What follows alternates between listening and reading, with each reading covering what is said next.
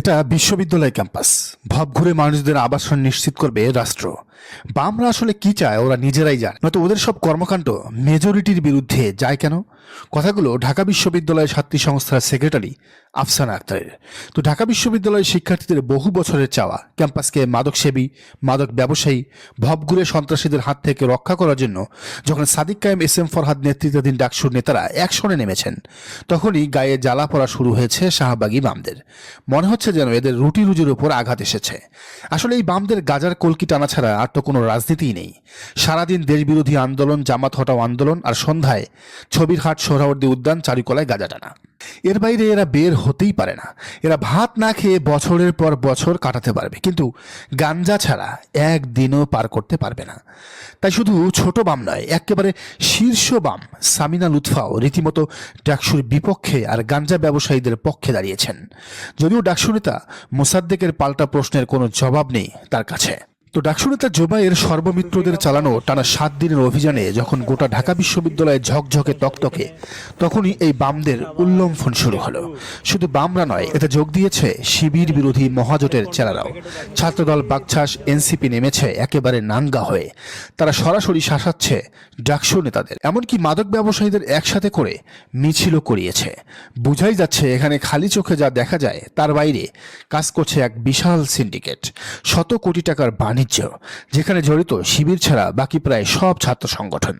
তাই এরা শিক্ষার্থীদের বিপক্ষে গিয়ে ক্যাম্পাসের পরিবেশের তোয়াক্কা না করে সরাসরি মাদক ব্যবসায়ীদের পক্ষ নিয়েছে।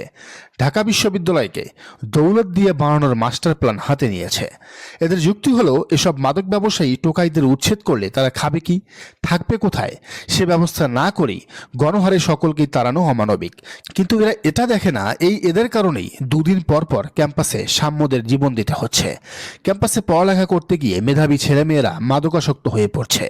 যদিও তারপরও ডাকসু নেতারা বলেছেন সরকারের সমাজসেবা অধিদপ্তরের সাথে কথা বলে তারা এদের পুনর্বাসন করবেন, ব্যবসার সুযোগ তৈরি করে দিবেন। বহুল আলোচিত ঢাবির সহকারী প্রক্টর শেহরিন আমিন মোনামিও একই কথা বলে সাদিক, ফরহাদ, জুবায়েরদের পক্ষে লিখেছেন। কিন্তু মূল কথা হলো কি জানেন, এরা মনে মনে পণ করে বসে আছে শিবির শুধু ডাকসু নয়, সারা দেশে যেখানেই ভালো উদ্যোগ নিবে সেখানেই তারা বাধা হয়ে দাঁড়াবে। এই এক ইস্যুতে ছাত্রদল, বাম, বাকছাস, নাগরিক পার্টি সব এক কাতারে, লক্ষ্য একটাই, শিবির ঠেকানো। কিন্তু শিবির কি আর বাধা পেয়ে থেমে থাকার পাত্র? তারা ঠিকই তাদের কাজ উদ্ধার করেই ছাড়বে। ঢাকা বিশ্ববিদ্যালয়কে মাদক মুক্ত তারা করবেই। তো শিবিরের এমন স্থির লক্ষ্য নিয়ে লক্ষ্য পূরণের যে ঐতিহ্য ও কৌশল, তা নিয়ে লিখেছেন লেখক লাবিব হাসান। তিনি বলেন, ছাত্র শিবির কি করতেছে দেখেন। নোয়াখালীতে এক দারসুল কোরআন প্রোগ্রামে আঘাত করেছে বিএনপি। প্রতিশোধ হিসেবে গোটা বাংলাদেশের আনাচে কানাচে আয়োজন করছে দারসুল কোরআন প্রোগ্রাম। জেলা, উপজেলা শুধু নয়, ইউনিয়ন, ওয়ার্ড পর্যায় পর্যন্ত আয়োজিত হচ্ছে কোরআনের আলোচনা অনুষ্ঠান।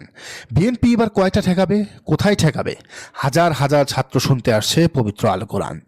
ডাকসু নির্বাচনের আগে ছাত্রদল আবিষ্কার করলো গুপ্ত শব্দটা। সমানে ছাত্র শিবিরকে গুপ্ত বলে গালি দিতে লাগলো 2 যুগ একসাথে রাজনীতি করে আসা ছাত্র সংগঠনটি। ছাত্র শিবির কিছুই বলল না, তাদের পাল্টা কোনো গালিও দিল না। 4টা বড় ছাত্র সংসদে ছাত্রদলকে ঘোল খাওয়ায়ে ছেড়ে দিল কেবল। এমন প্রতিশোধের জন্য সম্ভবত ওরা প্রস্তুত ছিল না। ইটটি মারলে পাটকেলটি খেতে হয়। ছাত্রদল ইট মারার পর এমন এক একটি পাটকেল খাচ্ছে যে দিশেহারা হয়ে যাচ্ছে তারা, চোখে সর্ষে ফুল দেখছে। 2 যুগ একসাথে থাকার পরও ছাত্র শিবির কি জিনিস তার কিয়দাংশও তারা বুঝতে পারেনি, এখন বুঝতে শুরু করেছে। কাদের সঙ্গে পাল্লা দিতে নেমেছে সময় যত গড়াবে ততই স্পষ্ট হয়ে উঠতে থাকবে। ছাত্র শিবির ছাত্রলীগ না, ছাত্র শিবির বাকছাস না, ছাত্র শিবির হলো ছাত্র শিবির। শোয়েব আক্তারের বলের গতি এবং ধার কেমন তা সেই ব্যাটসম্যান বুঝতে পারবে না যে তার বল কখনো খেলেনি। যে সতীর্থ হয়ে এতদিন খেলে এসেছে শোয়েব আক্তারের সাথে, সে বেঁচে গেছে, কারণ সে দূরে দাঁড়িয়ে ফিল্ডিং করেছে মাত্র, কখনো ব্যাটসম্যান হয়ে বল মোকাবেলা করতে হয়নি। কিন্তু এবার সতীর্থরাই 2 দলে বিভক্ত হয়ে খেলছে। ছাত্রদল এবার হারে হারে বুঝবে ছাত্র শিবির কারে কয়।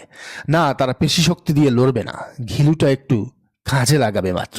দর্শক, আপনার কি মনে হয় জানান কমেন্ট।